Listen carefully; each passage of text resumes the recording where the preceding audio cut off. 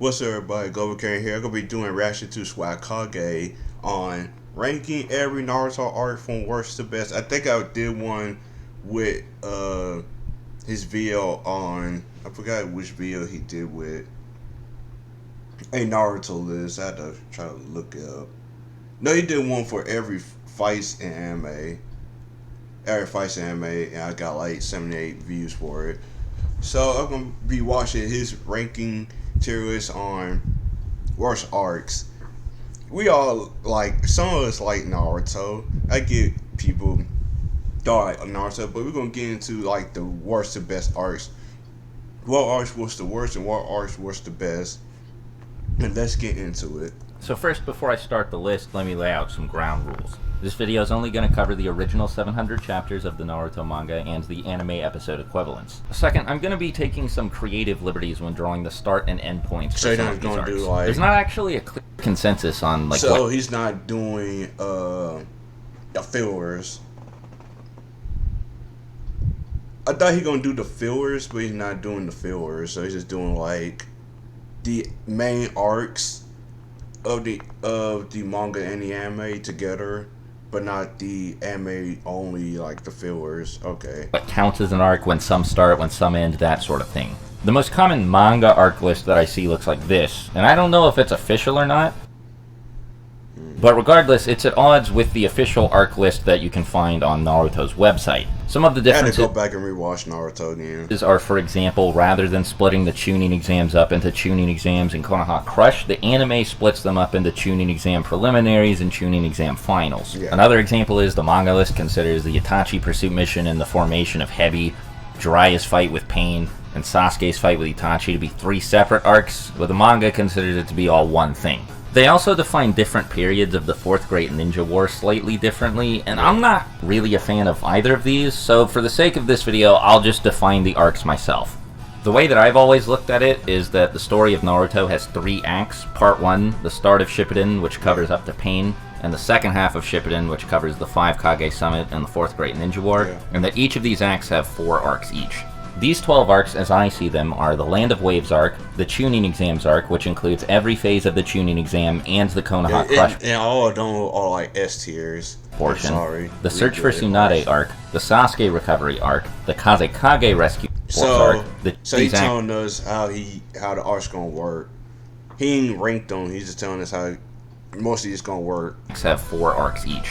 These 12 arcs, as I see them, are the Land of Waves arc, the Chunin exams arc, which includes every phase of the Chunin exam and the Konoha Crush portion, the Search for Tsunade arc, the Sasuke recovery arc, the Kazekage rescue arc, the Reunion arc, or the Tenchi Bridge arc, whatever you want to call it, the portion of the story with Sasuke, Orochimaru, Sai, and all that, the Immortal Duo, or Hidan and Kakazu arc, the Prophecy and Vengeance arc, which as I see it is just a combination of the Prophecy and Vengeance arc from the anime, and like I said earlier, this covers the Itachi pursuit mission, Jiraiya's fight with Pain, and Sasuke's fight with Itachi, and Pain's assault, which covers everything after that up to when Naruto fights Pain.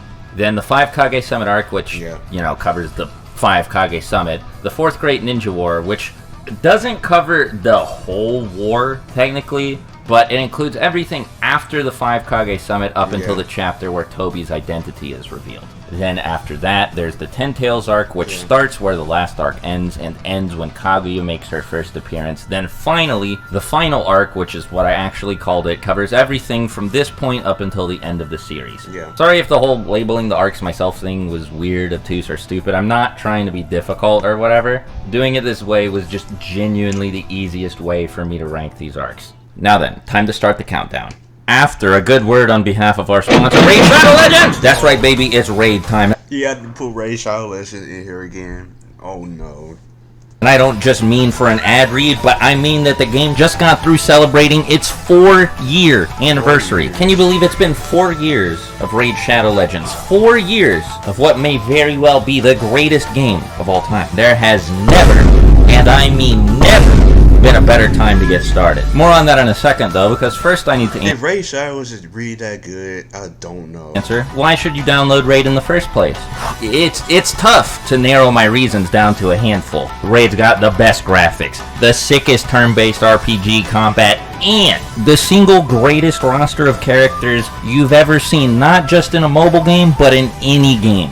Ever. Picking a favorite raid champion is like picking a favorite child, but if I had to, I gotta go with my guy Dracomorph. I pulled this guy as soon as I started playing, and he carried me through the early game. He does a million bajillion damage all by himself, and if you can believe it, he can even lower enemy defense. So anything you throw in front of this guy...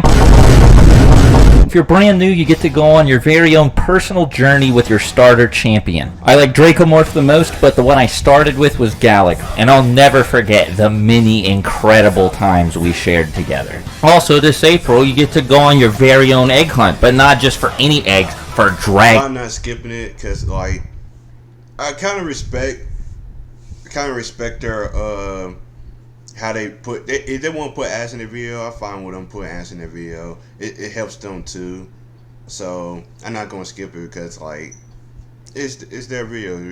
I kind of respect their videos. Egg and eggs. Just download the game using the links below, copy your in-game player ID, then head on over to egghunt.plarium.com from April 14th to May 15th. Enter your player ID, and if you find a hidden egg, you'll be in for a chance to win amazing in-game items and even real-life prizes, ranging from legendary raid champions to Amazon gift cards with a total value of $20,000. With all this exciting stuff and more coming to raid, if you haven't started playing yet, then what are you waiting for? Use my link in the description or scan the QR code on the screen right now to get insane bonuses. We are talking an epic champion, Kellen the Shrike, and other useful things like energy refills, magic potions, and XP boosts. So again, hit the link, get your free stuff, and thanks to Raid for sponsoring today's video. Wait, what? Number 12, 4th Shinobi World War. Yeah, I know that... Wait, I had to do something real quick.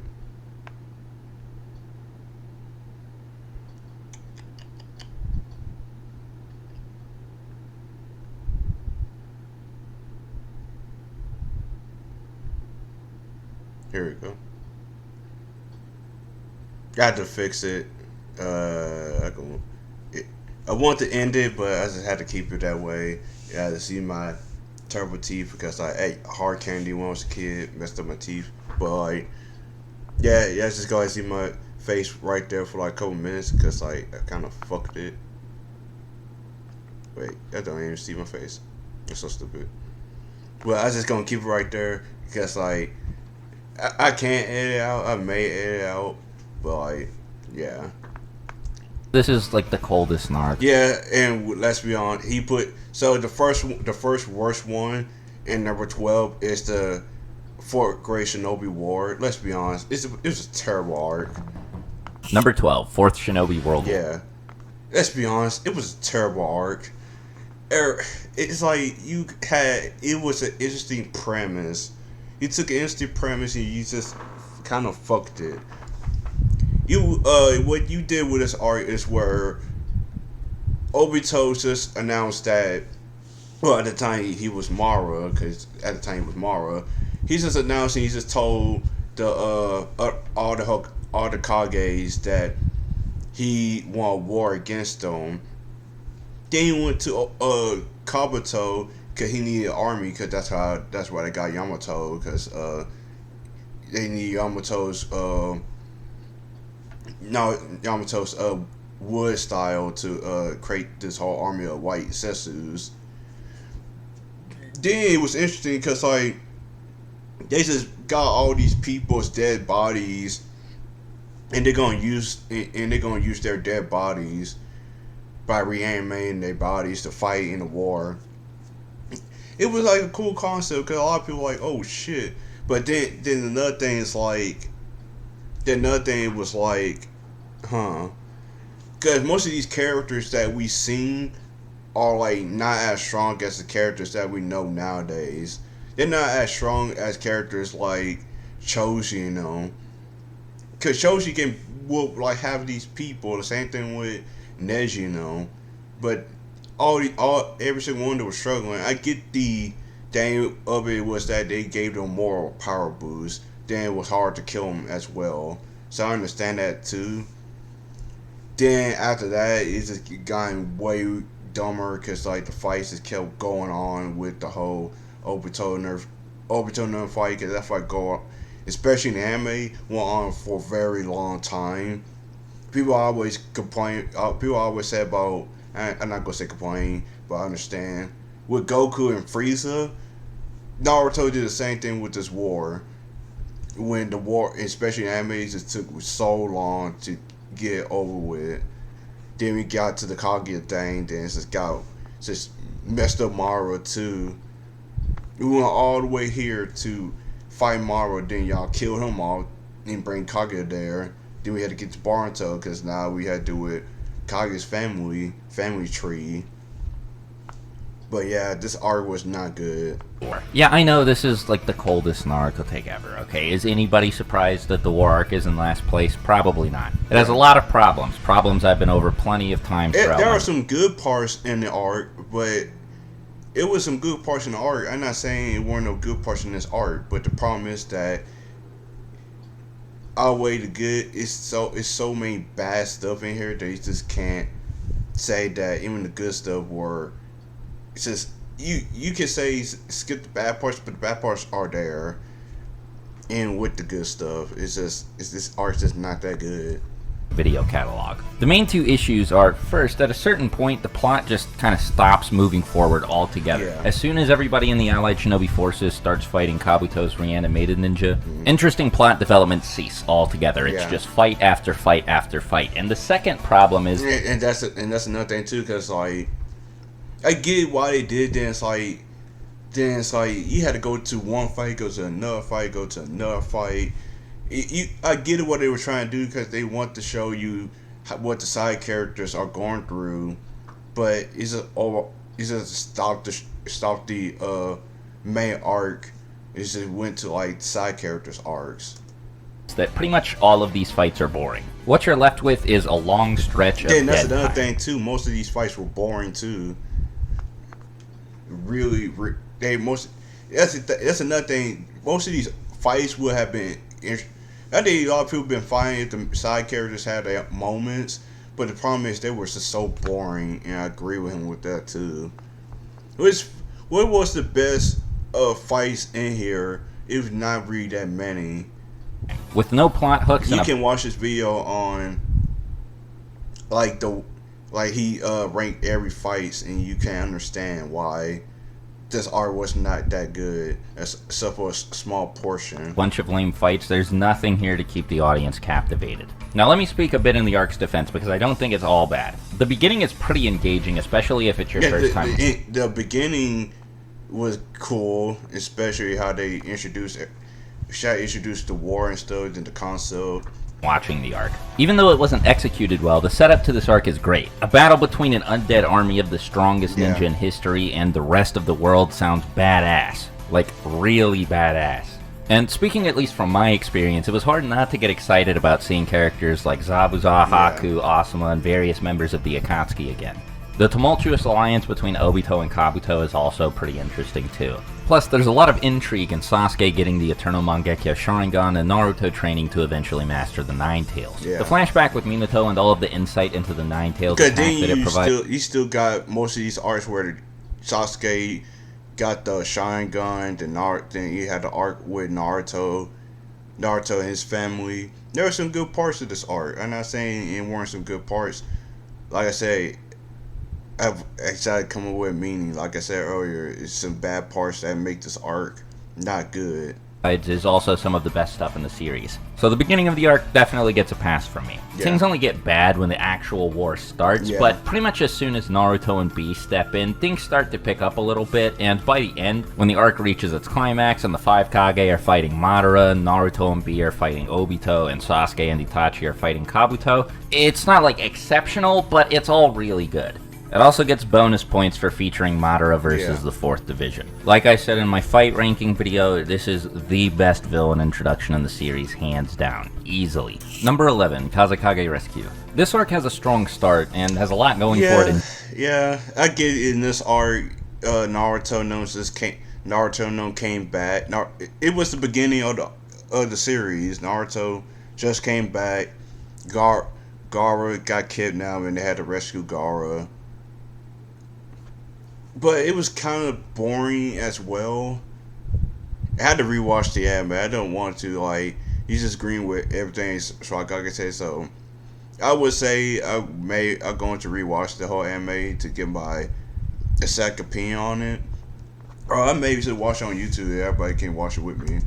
In general, honestly. It introduces some new characters, does good work developing existing characters, and does plenty of world building as well. Naruto's determination to save Gaara does a lot to make him more layered and likable, and Sakura finally gets to play a vital role as one of the main heroes of the story. Pretty much impossible to see his conversation with Kankuro and his fight with Deidara and not come away with a positive opinion of him, so making him the focus of the arc was a good idea. Rescuing Gaara is a compelling objective for the main characters. This is also the first arc that shows off a village from one of the other 4 or 5 great nations, and it gives a name to the tailed beasts and their Jinchuriki. By extension, it also expands on the goal of the Akatsuki a little bit more. There's definitely a lot of stuff here that's either narratively important, super compelling, or both. It's definitely not a bad arc, but there's a sizable portion of it that I don't like. Pretty much as soon as Team Kakashi and Team when my guy fought themselves, it was not that good. I start fighting against the Akatsuki, something about the arc just seems off. First of all, Itachi and Kisame do not need to be here. I find it very jarring that they show up, actually. Especially because the main characters don't even fight the real ones, they're just clones. Now, I know that you couldn't just put these versions of Team Kakashi... I think there was a filler arc when my guy fought themselves. I think there was a filler part. Guy against the real Itachi. I get what they were doing. We're here. They trying to stall my guy and his team. In Kisame, they just die. But just don't have them show up at all. On that note, from this point on, the fights, with one exception, aren't very good. Sakura and Chiyo's fight against Sasori is awesome, but pretty much everything else is either fine or just straight up bad. As a result, the climax is pretty underwhelming. The final fight against Deidara is it's not terrible, but it's definitely not of the same pedigree as all of the other big arc finales in Naruto. Then Deidara had a better fight with Sasuke. Naruto. Kakashi using Kamui is pretty cool though. Number 10, final arc. I had a bit of trouble deciding whether I wanted to put this above or below the Kazekage rescue arc, but I think this is the spot I'm most comfortable with. The final 10 or so chapters with all the Naruto and Sasuke. The only reason why you put it right here is because of the final battle between Naruto and Sasuke. Sasuke stuff did a lot to push it over the edge, but I also think that the Kaguya fight, while it's not spectacular or anything, is fine. The arc is a lot more consistent than the last two. There aren't any sections that I find particularly boring, and there aren't any weird shifts in pacing or anything like that either. I know a lot of people really hate Kaguya, and while I think that she's a pretty big... I don't hate her character, it's just that I understand why she's here. And my camera went out again. I don't know why it's doing that. I don't know why my camera doing this. It's so stupid.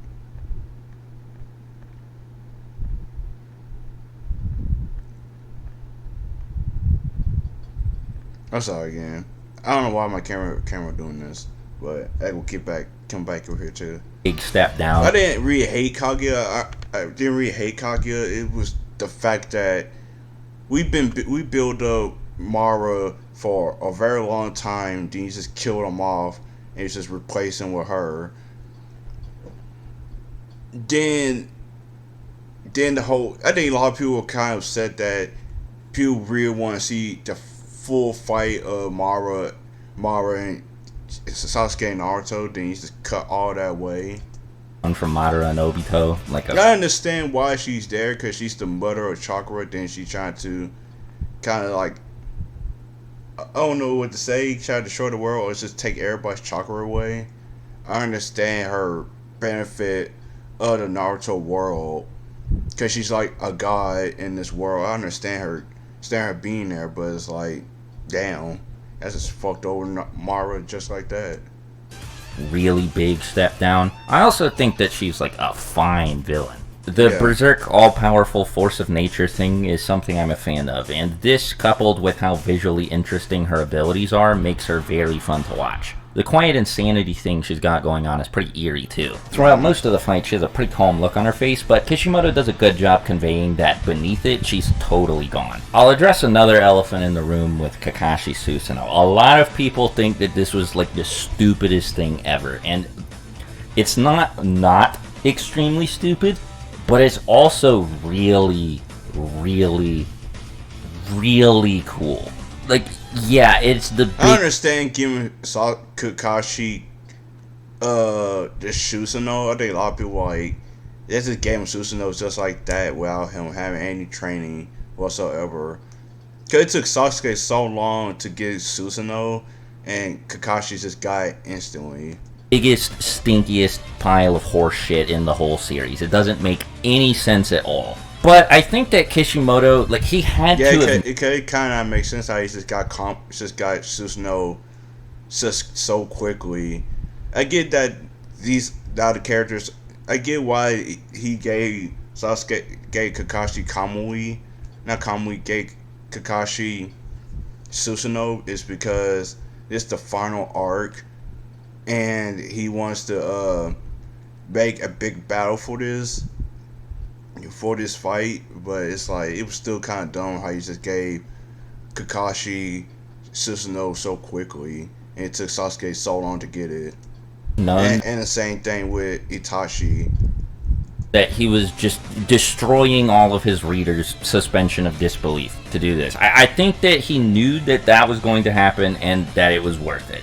There's enough of an attempt at an explanation. I like his Susanoo, but it's just like it makes no sense how he just got it so quickly. Because of how sick Kakashi using both versions of Kamui and the perfect Susanoo turned out to be, I think I can give it a pass. If it doesn't work for you, sure, I don't think that this alone is enough to move the arc below the Kazekage rescue arc, especially considering, like I said earlier, all the stuff with Naruto and Sasuke at the end is spectacular. Sasuke's heel turn is awesome, the fight is great, especially in the anime, and Naruto finally getting through to him at the end is cathartic, beyond belief. I went into this fight hating Sasuke and came out the other side thinking he was one of my favorite characters. Like, even in retrospect, everything that he'd done throughout the whole series just clicked for me. The main issue I have with this arc is Zetsu. He's not likable, and I think that that's on purpose, but I think that it does actually detract from the arc a little bit. That retcon especially sucks. Now, my feelings... I said that too.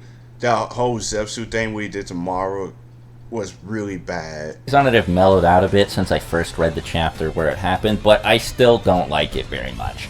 Some people have gone so far as to say that it ruins the entire series, and I think that's going way too far, but I definitely... It didn't ruin it, but I understand people's frustration.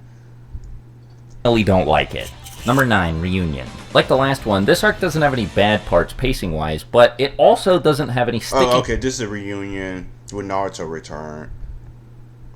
So this one is just this arc is just a retrieval arc before this arc. This is the reunion. This one, I think number 11 is when they just now they got a mission when they had to save Gaara. Points for me like Zetsu. I know a lot of people really hate Sai, and like with Kaguya, I'm not here to be the Sai defense force, but... Yeah, a lot of people hate Sai, but me, I don't really hate Sai like that. Almost with Kaguya, I understand people's dislike of these two characters, but I kind of understand Sai a lot more than Kaguya. Kaguya was like, you just replace a good villain with her. Sai, I get why, but Sai was the kind of supposed to be like a spy to Danzo, so I understand why he was there. I don't think he's that bad. He's not my favorite, and I'd also personally prefer if Kakashi was here in Yamato's place, but I actually like Yamato quite a bit, and I think all the stuff with Danzo, Yamato, Sai, the Foundation... Yamato was fine. People just did not like Sai. All that is really interesting. Sasuke being the focal point also does a lot to make the arc more engaging, since the guy is shrouded in mystery from the end of the Sasuke retrieval arc all the way up until the climax of this one. The last arc also leads directly into this one, with the Sasori, Kabuto, Orochimaru, Tenchi bridge setup. It always feels like the arc's going somewhere, and that it's going somewhere interesting, and typically the payoffs to these setups aren't disappointing either. Oh, okay, this is when they... this is the arc when they... Okay, I think this is when they fight Orochimaru. He fought Orochimaru, then you see what happened to Sasuke after the whole fight with Naruto. Confrontation at Tenchi Bridge is awesome. Naruto's fight with Orochimaru is one of the better fights in Naruto. Speaking of, while I thought that Itachi and Kisame didn't really belong in the arc that takes place right before this one, I think that Orochimaru and Kabuto's return feels welcome. Yeah. It makes sense for them to be here since Sasuke is living with them after all. They're both great villains, just like always, and so I think that it's really saying something that I feel like Sasuke steals the show from them at the end of the arc. Yeah. Everybody's reunion with Sasuke is some choice stuff. The fight is great, all of the character interactions are great, and the way that the scene is directed is brilliant. The arc is definitely slower than plenty of other Naruto arcs, but I don't think it ever screeches to a halt. The peak It has that same thing with the anime. Is slow too. aren't as high as in any of the arcs that I have above this one, but I think that it's just consistently good the whole time. Number 8, Ten Tails. It's really close between this arc and the next one, out of which one I think is better. It's very hard for me to decide, but I think that this is the order I want to go with. I might change my mind next week, who knows. But for now, so I don't really know what the next part is. You're just gonna get to this part. I think I'm locking in the Ten Tails arc at number 8. So first off, especially considering the arc we're talking about, let me make one thing clear. Even though we're still pretty low on the list, this I think part is when Obito became the Ten Tails stuff, and I think they showing more of Obito's backstory and everything. that this arc is great. In fact, I think that the arcs got spectacular as early as 9th place. The reason I felt I should clarify that is because this is basically the 4th Great Ninja War Part 2. Yeah. And a lot of people feel close to the same way about this arc as they do about the first chunk of the 4th Great Ninja War. I am not one of those people. I think this arc is a blast from start to finish, and I have more problems with it than I do with the reunion arc, but I also think that the highs here are way higher. In fact, many things that people consider some of the series' peaks are spread throughout this arc. You've got Obito versus the Blood Mist, Kakashi versus Obito, Guy versus Madara, just to name a few. Madara and Obito as a pair are phenomenal villains, and one of my favorite things about their... Just the art when Neji died, or was the other art before that? Dynamic is that they're not really even on the same side. They both spend the arc fighting against the entire world and fighting against each other to become the Jinchuriki of the Ten Tails at the same time. I also think that every single one of the Hokage is characterized well, and watching any of them fight is tons of fun, especially when they're fighting together, either all at the same time or in specific combinations, like Minato and Tobirama, for example. Watching Naruto adapt to the situation and get massively stronger as he gets more and more in sync with Kurama and eventually stacks Sage Mode on top of his Nine Tails chakra is super fun. Like, everything about this arc is just fun. It is just a fun time. There's a lot of stuff in it that's weird and that some people feel doesn't make sense or only kind of makes sense, but I don't care. None of it's particularly egregious, and like I've been saying, this part of the series is just so much fun to read or to watch that it's hard for me to feel like the positives here don't outweigh the negatives. Number 7, Immortal Duo. So this is basically like the same type of vibe as the reunion arc. It is very consistently good and doesn't really have any low points or sections that drag, but I think that the high points here are quite a bit higher than they are. Yeah, I think a lot of people like this arc because of how Asuna died, then you see how strong the other two members are. Then Naruto learning Rasengan Shuriken. Then you and they did a lot more with Shikamaru's character and everything. Are in that arc. First of all, pretty much everyone will tell you that it was a good idea to give Shikamaru a vital role in the story. The scene where he buries Hidan is one of the best and most iconic. Yeah, that's what they did. They gave Shikamaru. Cause this is mostly Shikamaru's arc. Moments in the series. The Rasen Shuriken is cool, and the training Naruto goes through to learn how to do it is engaging. I think that Naruto typically has really good training arcs, and this one is no exception. Both fights against Hidan and Kakazu are awesome, and very engaging too. Asuma's death is super sad, and also raises the potential stakes for the rest of the arc by introducing the possibility that one of the other main characters, like Kakashi or any of the other members of Asuma's team, could end up being killed by Hidan or Kakazu. Shikamaru's one-on-one standoff against Hidan is really intense and super scary. I don't have a ton to say about this arc, it's just solid. Number 6, Land of Waves. This is the part of the video where I think I'm going to start to get in trouble because... Land of Waves. This is when they introduced Zabuza in them. Is pretty much all of the arcs we have left are popular choices for a typical person's favorite arc in Naruto. I see people say any of these 6 arcs is their favorite arc all the time. And I have to rank them all from worst to best. So inevitably, I have to run into a situation like the one I'm in right now, where I say that this is the arc when they introduce Zabuza in them. A good portion of the fan base's favorite arc is actually only the 6th best arc in Naruto. Like, I'm sorry, if I could put it higher, I would, but just logically, you still got the tournament arc, then the whole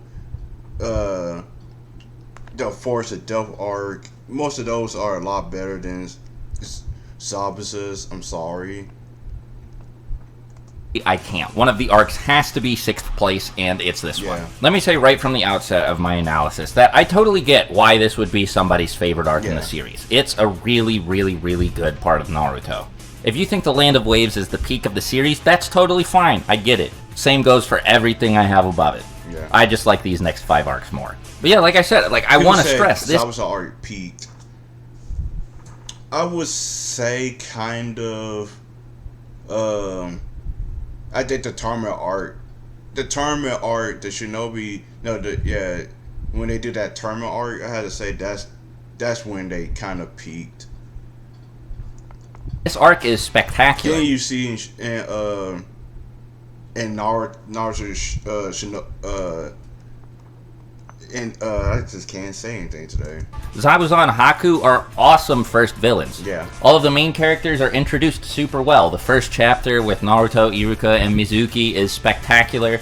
Team 7's respective character introductions, the bell test, the fight with the Demon Brothers, Team 7's first fight with Zabuza, the fight on the bridge, everything from start to finish in this arc. This arc just shows you how dangerous the ninja world is wonderful. The stuff with Inari and his dad is like, I don't want to say it's bad because it's definitely not, but it's like a little much sometimes. It doesn't need to be in the arc as much as it is, but that's only if I have to name a negative about the Land of Waves, that's the only one I can think of.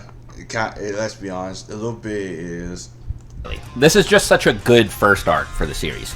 It excels at introducing all. You kind of understand. You kind of understand why the kids like this. That's why they put this art there. The characters that it needs to introduces pretty much every fundamental core aspect of the world that you need to progress with the story. Sets the tone for the rest of the series really well, and features some phenomenal fights. I've talked about this many times before, but I think that Kishimoto really shows his skill as a writer in the first fight between Team 7 and Zabuza. Throwing Naruto and Sasuke up against somebody that powerful, it doesn't make any sense. There's no reason to have them fight him straight up, because obviously they're just going to lose. But he gives Zabuza a very interesting handicap through the water prison jutsu, because while maintaining that jutsu, Zabuza can't move. Has to keep his hand in the water prison. So all Naruto and Sasuke have to do is force him to move. And he's so much stronger than them that that's actually a pretty difficult task. But the two of them are clever enough that they're able to think of a really cool plan, like a genuinely sick plan, where they trick Zabuza into thinking that they're throwing a shuriken that's just a diversion. Then you saw the teamwork of Naruto and Sasuke, in which both of them two don't really like each other much. They at least work together and came up with a plan to help Kakashi get out of the water prison. For a second shuriken, that's the actual shuriken, but that shuriken is not the actual shuriken, and they just wanted Zabuza to think it was the actual shuriken. Because while it is functionally a shuriken, it's not a shuriken, it's Naruto. And Naruto transforms back from the shuriken into himself and throws a kunai, which forces Zabuza to remove his hand. Like, it's genius. It's so cool.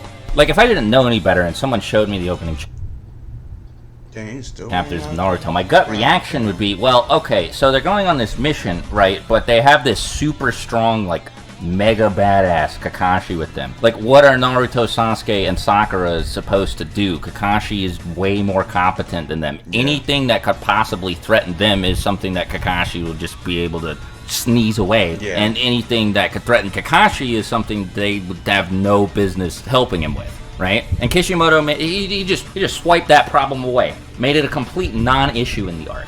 The power disparity between the Jonin and the Genin here also makes the battle on the bridge way more intense. Like, things get really dire, super bleak, Is Tazuna gonna die? Who knows? Is Sasuke gonna die? Who knows? Naruto, he's probably not gonna die. But for pretty much everyone else on the bridge, their fate is totally up in the air. Also, in a lot of series, the humanity given to and eventual redemption, I guess, of Zabuza might feel really corny and cheesy and not necessary. It might detract from the series, actually. But here, it's like, it just works. It works really well.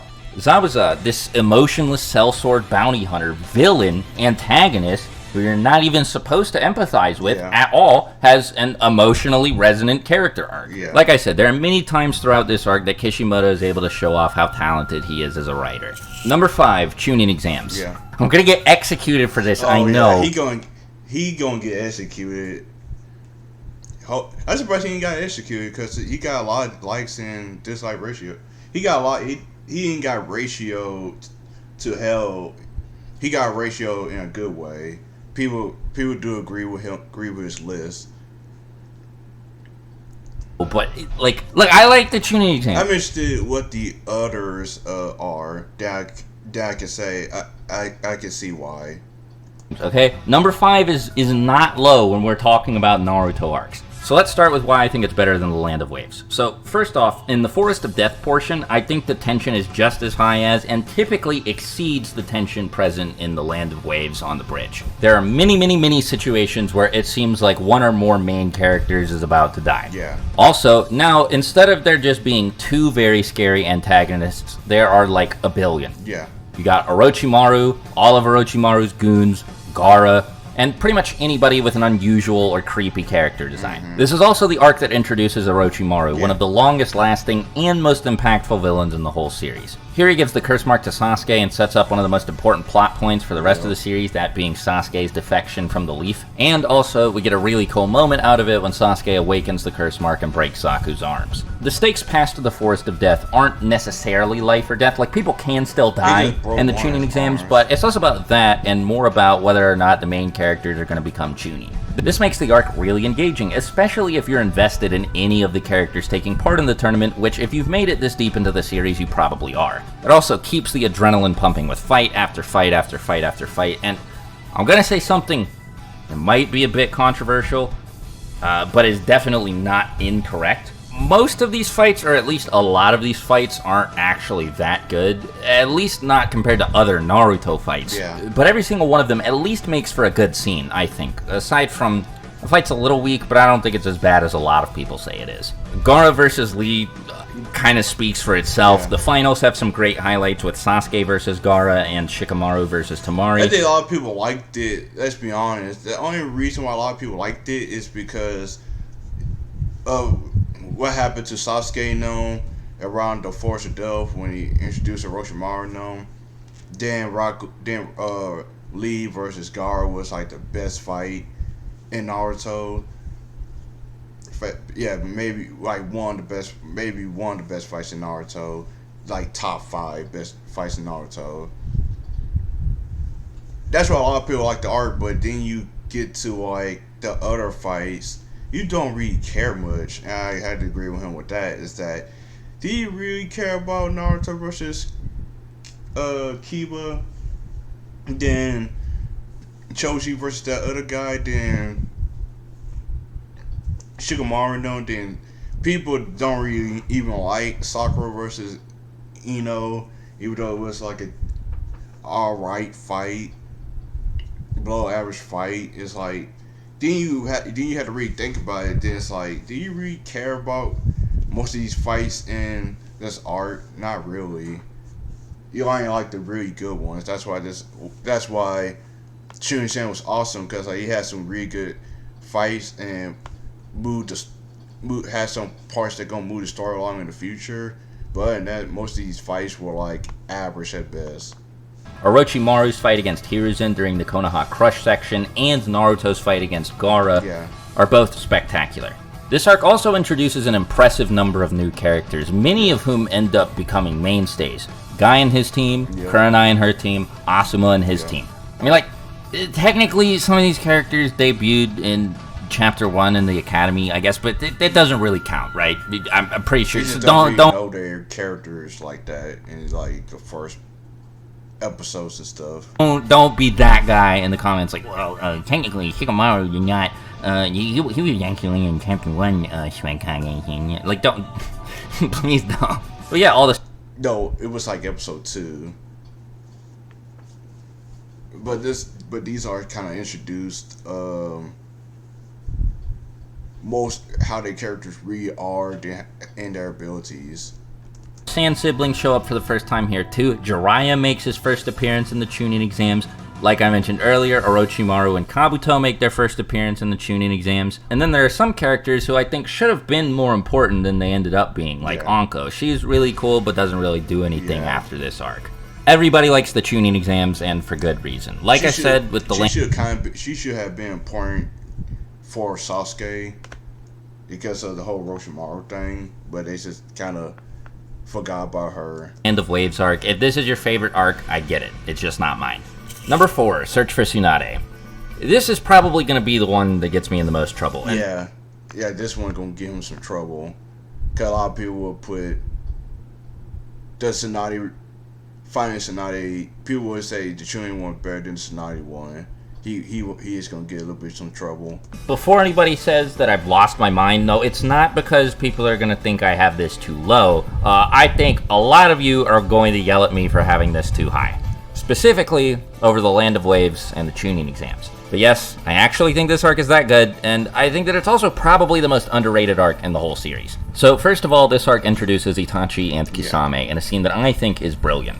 Just like Madara, Itachi spent a majority of the series before he was introduced being built up as a major threat, and in his introduction scene, he doesn't disappoint. Not only does he live up to the hype, he surpasses it. Okay, they introduced Itachi, and it introduced Itachi, and shows how strong the three, shows how strong Tsunade, Jiraiya, and Orochimaru is against each other.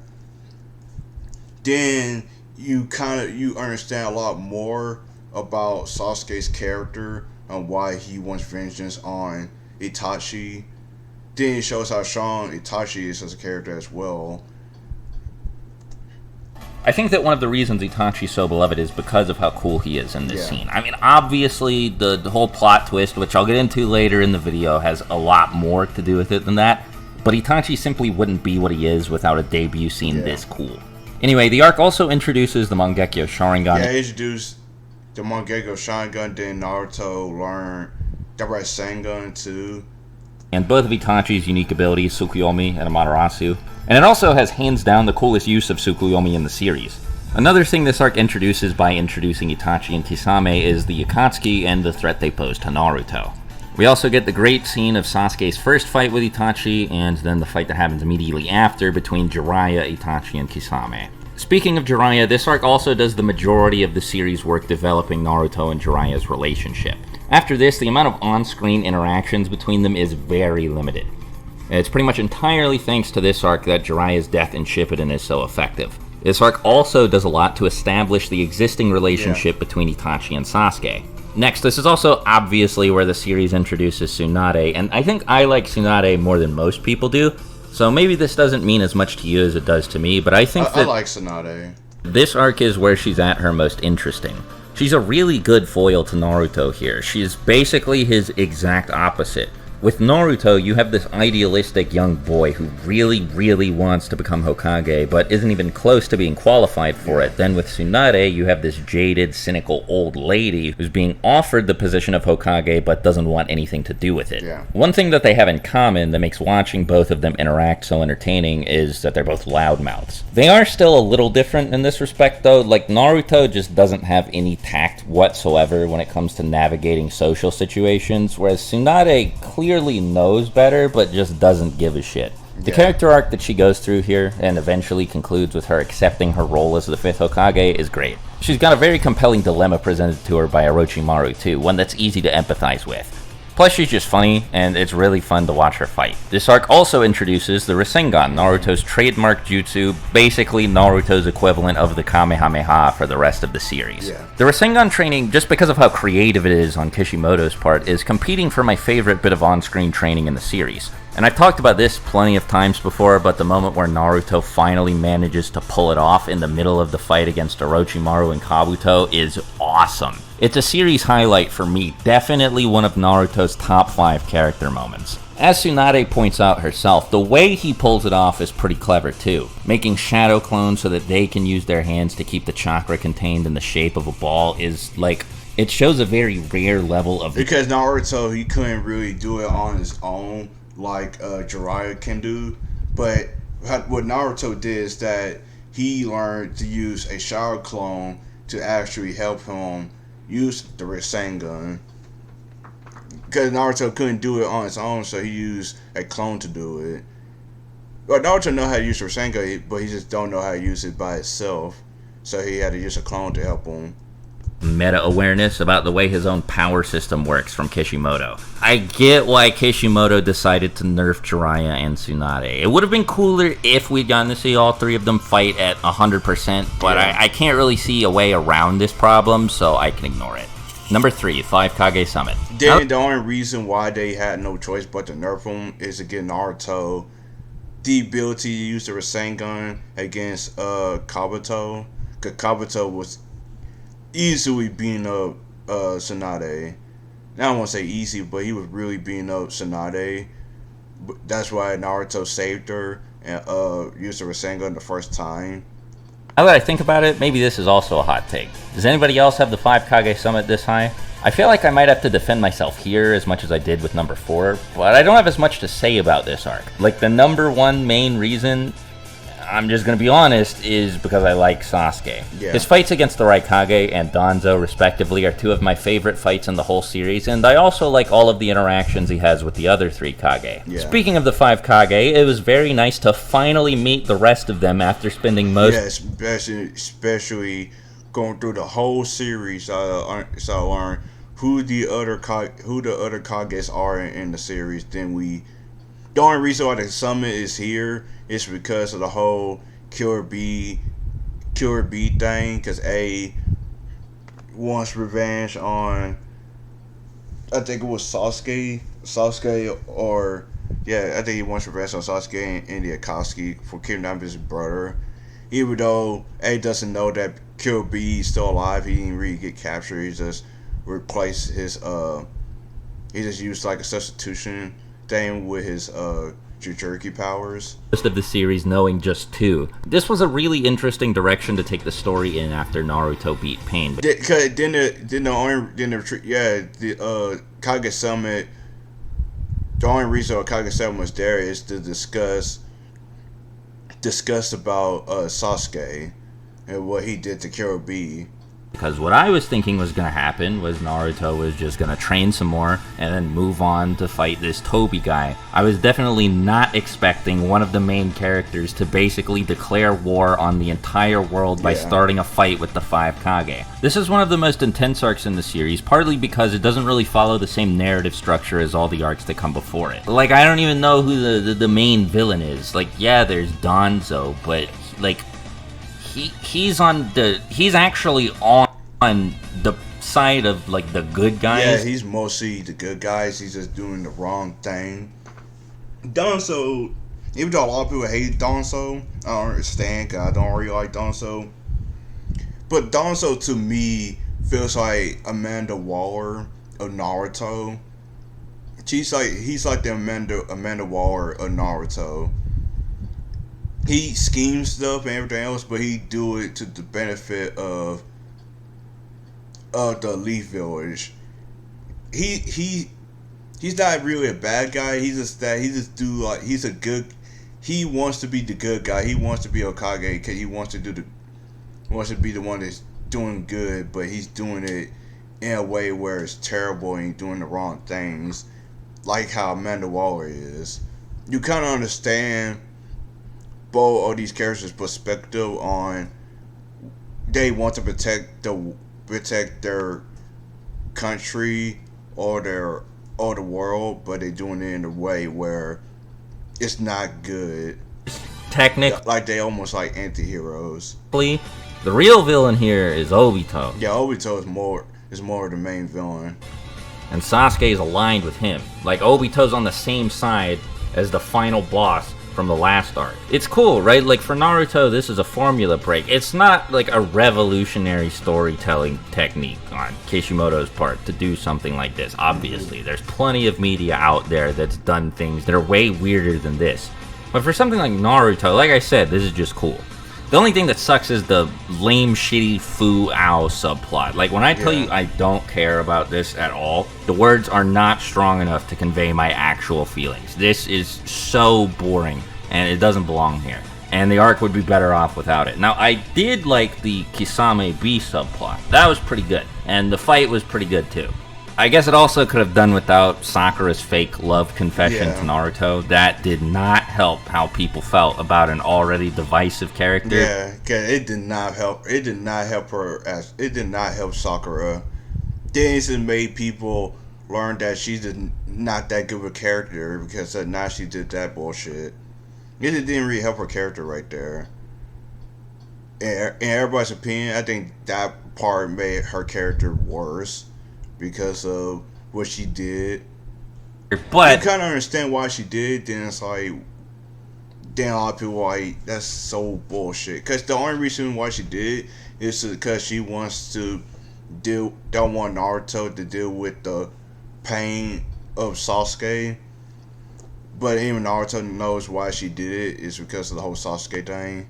Aside from those two things, the arc is great. Spectacular fights, really good character moments, especially all the stuff at the end with Kakashi and Sasuke and then Naruto and Sasuke. Plus the setup to what seemed like it was going to be a promising war arc. All the world building we get by getting introduced to all these people from different villages. The immense progression through Sasuke's character arc, it's all spectacular. A nearly perfect arc with just a couple of blemishes. Yeah. Oh, also, before I move on, aside from all the meathead shonen action stuff, I think that the diplomacy section, like with all of the 5 Kage and their aides talking with one another about what they're gonna do about the Akatsuki is awesome. There are some great character interactions here, and that's impressive because this is the first scene that some of them appear in. I guess Kishimoto just does a really good job characterizing Because they need to deal with this whole Akatsuki thing because like they've been dealing with the Akatsuki for so long. Then it's not like one village thing, or not one country thing. It's multiple countries. They are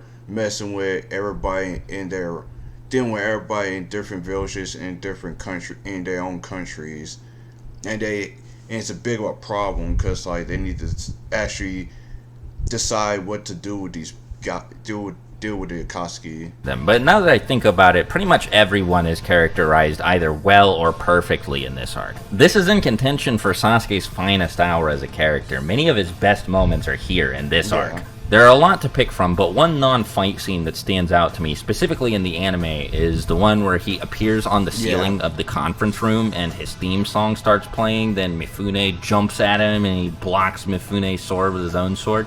Give me some more of that, please. In conclusion, a nearly perfect arc with just a couple of blemishes. Number 2, Prophecy and Vengeance. Most people split this arc into multiple smaller arcs, not just Sasuke fighting Deidara, Sasuke facing Itachi. I think this is the arc where Itachi talks to Naruto and gave Naruto his Raven. 2 more than that, typically 3, sometimes even 4 or 5. Personally, I've always felt like this was one complete story arc, which sets up Itachi as Sasuke's mid-series boss and Pain as Naruto's. While the manga splits this up into Itachi Pursuit, Tale of Jiraiya the Gallant, Fated Battle Between Brothers, and Pain's Assault, the anime only makes the distinction between 2 arcs. Oh yeah, and this is the Pain Assault arc when Pain went after Naruto's place. Went after Konoha and everything. So like you got the Sasuke portion where he's dealing with Itachi, then you got the Naruto's portion where he's dealing with Pain. I get why this arc, why he put this way up there, because it is up there. Prophecy and Vengeance and Pain's Assault. I felt like why not just combine them, because I don't really agree with the point at which these arcs separate into two different arcs, and they would have ended up right next to each other on the list anyway. Now, I don't really think I need to explain why this is as high as it is. I think a lot more people are going to argue with me about how I'm defining this arc than where I'm placing it. It's really, really good. It's easily the best arc in Shippuden, and it's putting up a fight for first place in the whole series. Because you kind of understand, because it's the pain arc. Then this the Jiraiya Itachi versus Sasuke, Naruto versus Pain. This Kakashi. They killed off Kakashi, even though they bring the bad, they did kill him off. There's a lot of things in this arc that they did well. When I did that fights ranking, I think this is art where is this the art where Daryl versus Sasuke happened this arc too, or was it a different arc? Video, I'm pretty sure that this arc ended up with 4 of the top 10 fights in the whole series. Like, this catalog is outrageous. You got Sasuke versus Deidara. Yep, Sasuke versus Deidara. One of my favorite fights. Jiraiya versus Pain. Yep, Jiraiya versus Pain. Sasuke versus Itachi, and Naruto versus Pain. There's a lot of good. It's like 4 of the best fights in this arc. Naruto versus Pain, Sasuke versus Itachi, and Sasuke and the rest of Taka versus Killer Bee. Oh yeah, I forgot about that too. Taka versus Killer Bee as well. I forgot about that too. Aside, the key plot points in this arc are among some of the most engaging in the whole series, and the character work here is brilliant. On the Sasuke side of things, not only does he stop Orochimaru from stealing his body, but he also finally gets his showdown with Itachi. On the Naruto side of things, all of this stuff pretty much speaks for itself. Yeah. Everything with Naruto himself, Jiraiya, and... Now I see why he put this number 2, because it makes more sense why he put this number 2. Because it's a lot of things in this arc that was really good. Pain is fantastic. Jiraiya's death accomplishes exactly what it's supposed to. It elicits an emotional reaction from the audience and motivates Naruto to get strong enough to beat Konoha. Pain. Pain himself is a fantastic foil to Naruto. Pretty much everything he says, in addition to contributing a little world building, fundamentally challenges Naruto's ideal outlook on the world and how it should function. Pain's also a fan-favorite villain for a reason. Pretty much everything about him is perfect, from his character design to his ability. I always go back to his speech, because it's a really good speech. Which are all clever. It tells that it tells that his side of why he went after the Lee Village and stuff, because like how his country getting not his country, but his village got fucked over because of them. Then everything else. References to Eastern mythology concepts like Samsara and the 6 realms of reincarnation, to his philosophy, to pretty much every piece of dialogue he has. I think Pain... Yeah, he's the counter version of Naruto. He's like Naruto, but in like a villain. Is the most otherworldly a Naruto villain has ever felt at the time of their introduction. This is how you make a villain. You had to make a villain be like the opposite of the characters. And like, let's say you take a personality or like a thing, or like they're like their ambitions of being like a Kage and stuff, but then you go to the different. Then you make a villain that has the opposite of them, but you can make it like different characters. That's what Pain is. Pain is like the other version of Naruto that was trained by Jiraiya, but because of what happened to his friend and everything what happened to his village, he decided to go in a different route and attack and destroy Konoha and try to destroy the world instead of creating peace. Even more than the literal... He's like destruction, Naruto's like creation. Well, aliens that come after him. It's not hard to argue that this is where Naruto himself peaked either. Yeah. The way he processes Jiraiya's death is extremely human and 3-dimensional, like when he blows up on Tsunade and he just lets it slide. That's a good character moment for both of them, actually. And the way he tries his absolute hardest to forgive Pain, but just can't find it in himself to do it. Of course, this is all small beans before the big moment, which is his actual entrance before he fights Pain. There are too many things that I like about this arc to list. If I go over all of them, we'll be here all day. So like, many. I haven't even talked about the huge plot twist involving Itachi or Hinata finally confessing her love to Naruto, and these are pretty major things, too. Like I said at the start of this section, I don't really think anybody's going to complain that I have this too high. If anything, I will not complain. I get why he's put up there. It really is up there. They're probably going to be upset that I have it at number 2, not at number 1, because I think that the Pain arc is the most popular choice for the best. I'm interested what no one is. Best arc in Naruto. And while I totally understand for all the reasons I've already provided, I don't think it's quite as good as number 1. Number 1, Sasuke Retrieval. Oh, yeah. The Retrieval arc is really good.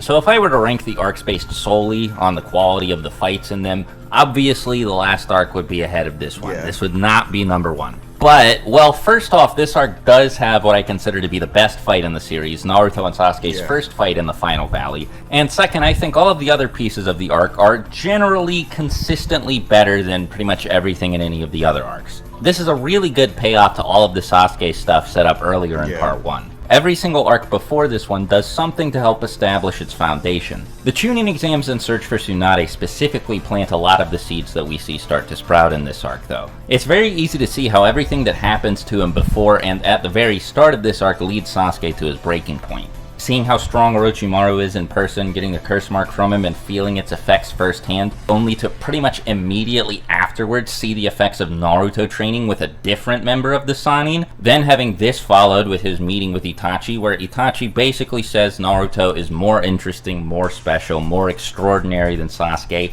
then having this almost immediately, at least from Sasuke's perspective, followed by him fighting Naruto and nearly getting killed by the Rasengan, then having that followed by him getting jumped by a bunch of Orochimaru's goons and them showing off to him that they're all more powerful than him because they all have more... Because Sasuke thought he beat the shit out of every single one of them, but in actuality, they was just toying with him and beat the shit out of him. Developed curse marks than he does. It all makes sense. Like, you can clearly follow... They kind of, like, introduced the curse mark because, like, a lot of people thought, like, oh, the curse mark is just this black thing. But when you saw the fight with Choji, when you saw Jugo kind of told us more about the villains, because like now you and how their abilities work, because like what Jugo did, he showed us that they got a second form, and it's like,